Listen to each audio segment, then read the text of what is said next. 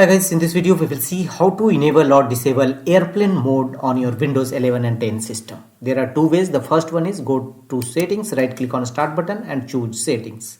Here from the left side you will find the option network and internet, click on it.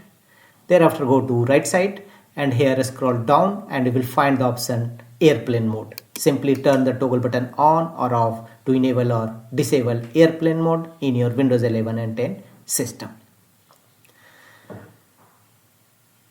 Here under this section airplane mode also available here, from where you can also enable or disable it. Under the two other option also available, wireless devices, Wi-Fi or Bluetooth.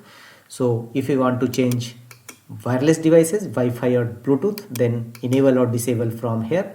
Otherwise you can also enable or disable, turn on or off airplane mode in Windows 11 and 10 system from Windows settings on this page.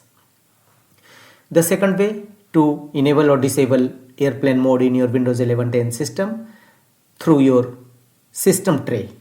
Simply go to bottom right corner of your system. Here click on and you can directly turn on or off airplane mode in your system directly from system tray.